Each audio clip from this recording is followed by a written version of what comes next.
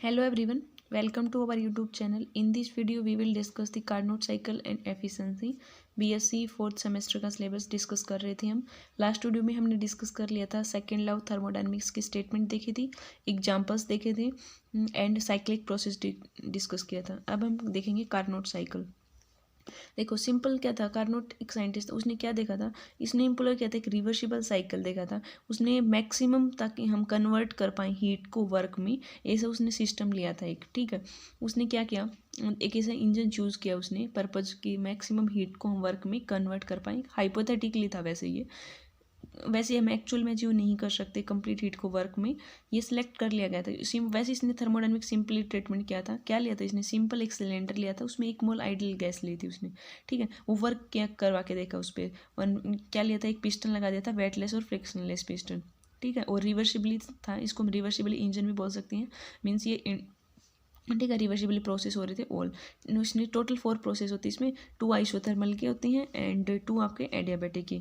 First जो cyclic process होता है उसमें आइसोथर्मल एक्सपेंशन होता है, ये आपका आइसोथर्मल एक्सपेंशन, यहाँ पे जो आपका एक्सपेंशन, ये एडियाबैटिक एक्सपेंशन होता है। सेकंड होता है आइसोथर्मल कंप्रेशन का एंड ये होता है एडियाबैटिक कंप्रेशन का। ठीक है, तो 2 आइसोथर्मल के, 2 एडियाबैटिक के।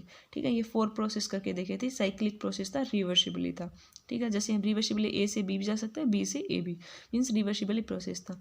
तो हम 4 स्ट्रोक देखे थे इसने एंड एफिशिएंसी कैलकुलेट की थी।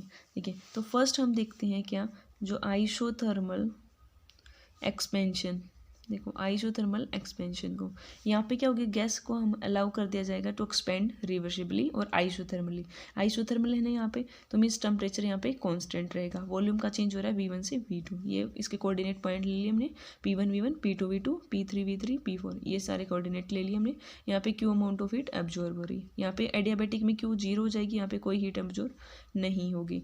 ठीक है, एंड ये कर लें। और यहाँ इस प्रोसेस में आइसोथर्मल है, मीन्स टेम्परेचर कांस्टेंट रहेगा, और हमें पता है कि जो इंटरनल एनर्जी टेम्परेचर का फंक्शन होती है, तो मीन्स फर्स्ट प्रोसेस में आपका डेल यू भी आपका 0 रहेगा यहाँ पे। ठीक है, एंड वन थिंग्स इसने क्या की थी, जो सिलेंडर था ना उसको सपोज इंसुलेटेड की थी सारी साइड्स को, अकेला बॉटम को छोड़कर। मीन्स बॉटम से जहाँ से आपका हीट का फ्लो आसानी से हो सकता है, हीट का फ्लो कर सकता है system to surroundings, only bottom.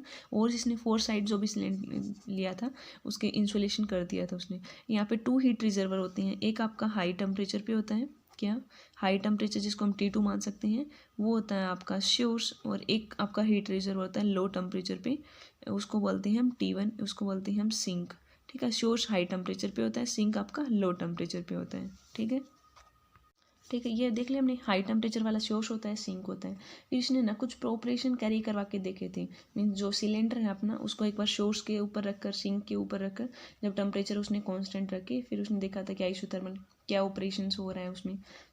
ठीक है, अब हम देखते हैं हमारा आइसोथर्मल एक्सपेंशन में क्या आता है। अब देखिए, जो हमारा थर्मोडायनेमिक्स की वीडियो थी थर्ड सेम वाले, हम डिस्कस कर रहे थे वहाँ पे हमने आइसोथर्मल एक्सपेंशन, कंप्रेशन, एडियाबैटिक के लिए वर्क डन की वैल्यू कैलकुलेट की थी, वही हमें यहाँ पे यूज़ करनी है। यहाँ पे आपको कैलकुलेट नहीं करनी, ओनली डायरेक्ट यूज़ करना है वर्क डन की वैल्यू क्या आई थी।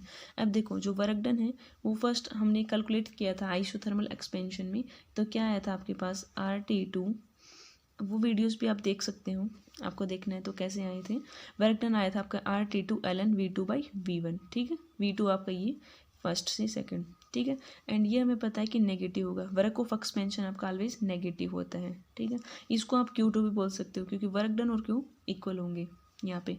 फर्स्ट लॉ थर्मोडायनेमिक्स से देखो, Q equal to U plus W होता है ना, तो U आपके पास यहाँ से 0 है, डेल यू हमने देख लिया, तो Q किसके इक्वल है, W के, तो यहाँ पुट कर सकते हैं हम Q2 amount of heat absorb. तो ये आ गया फर्स्ट के लिए आइसोथर्मल एक्सपेंशन। अब सेकंड हम देखते हैं आपके पास क्या, एडियाबैटिक एक्सपेंशन। देखो यहाँ पे एडियाबैटिक एक्सपेंशन हो रहा है। ठीक है, यहाँ पे जो एडियाबैटिक एक्सपेंशन है इसमें जो वर्क डन की वैल्यू क्या आती है आपके पास, जो CV T1 - T2, ये थिंग्स हम कैलकुलेट कर चुके हैं, वो आप देख सकते हो। यहाँ पे भी देखो एक्सपेंशन है तो मीन्स नेगेटिव हो जाएगा, तो वर्क डन किसके इक्वल आ गया, CV T1 - T2। इसको T2 का टर्म में चेंज करें तो इसको ऐसे भी लिख सकते हैं, -CV T2 - T1, ये भी थिंग्स इसके इक्वली हो जाएगा, वर्क डन 2। ठीक है, नेगेटिव है एक्सपेंशन के लिए। अब थर्ड देखते हैं हम क्या, आइसोथर्मल कंप्रेशन। देखो आइसोथर्मल कंप्रेशन।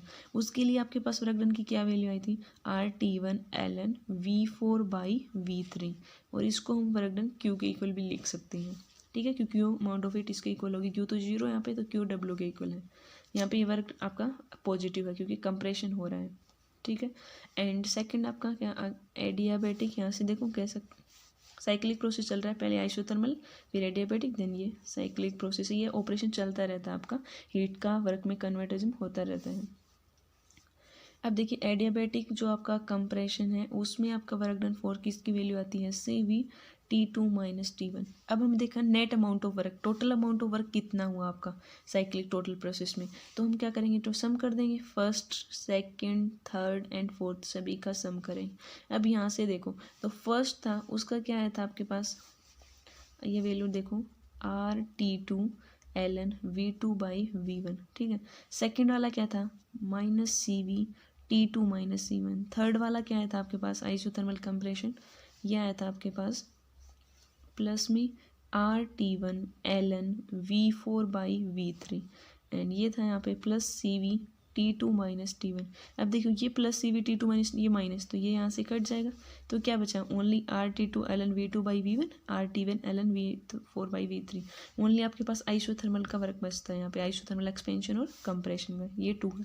एंड देखो जब हमने थर्मोडायनेमिक्स की वहाँ पे वीडियो, तो हमने एक रिलेशन भी फाइंड आउट किया था, जो V4/V3 था ना वो भी किसके इक्वल आया था, V2/V1। तो वो रिलेशन हम डायरेक्ट यहाँ पे यूज करेंगे, V4/V3 को V2/V1 पुट कर सकते हैं, तो क्या हो जाएगा, देखो RT2 ln V2/V1 प्लस में क्या है RT1 ln, अभी यहाँ पे भी V2/V1 पुट करेंगे तो ये हो जाएगा।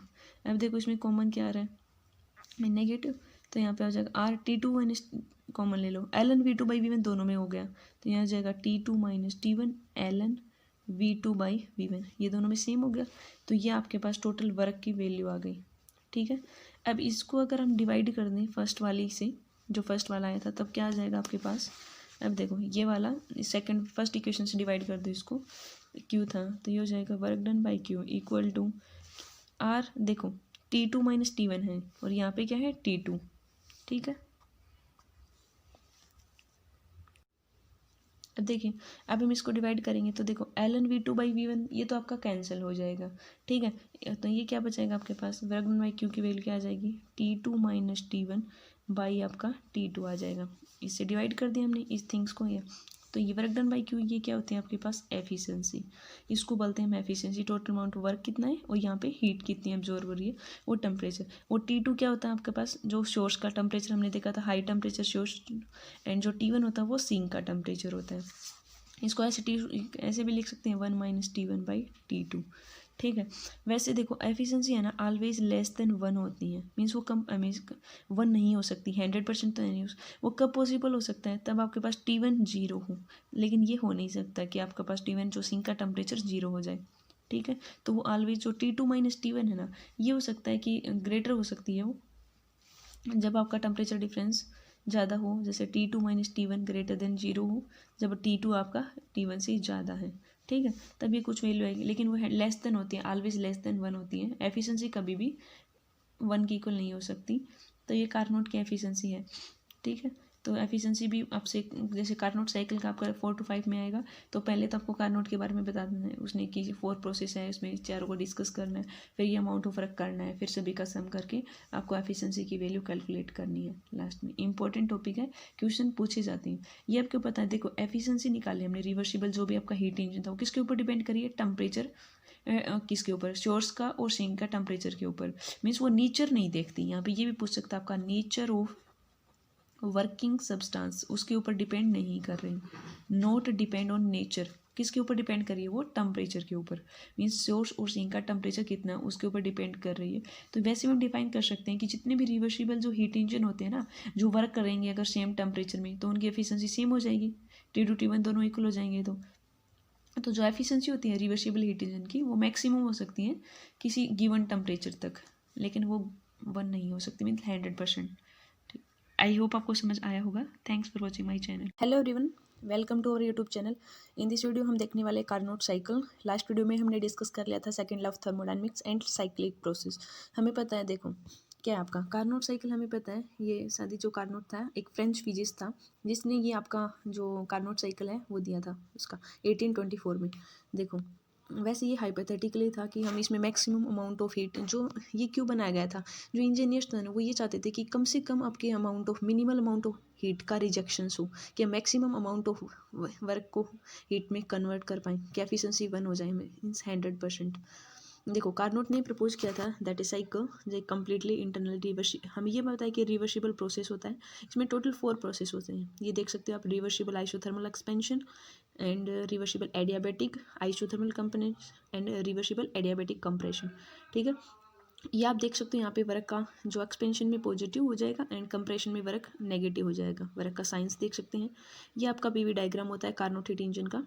मीन्स यहाँ पे 4 साइक्लिक प्रोसेस होते हैं। 1 से 2 आपका आइसोथर्मल एक्सपेंशन वाला होता है, जो 2 से 3 वाला प्रोसेस है ये आपका एडियाबेटिक एक्सपेंशन, एंड जो 3 to 4 है ये आपका आइसोथर्मल कंप्रेशन का केस होता है, एंड 4 to 1 एडियाबेटिक। तो ये साइकिल चलता रहता है, ठीक है, कार्नोट इंजन में। ये नेट वर्क हम देख सकते हैं इसमें पॉजिटिव, जो टोटल वर्क है हम 4th का कैलकुलेट कर लेंगे। ये हीट ट्रांसफॉर्मेशन देख सकते हो 1 से 2 होगा, 2 से 3, 3 to 4, ये प्रोसेस चलता रहता है।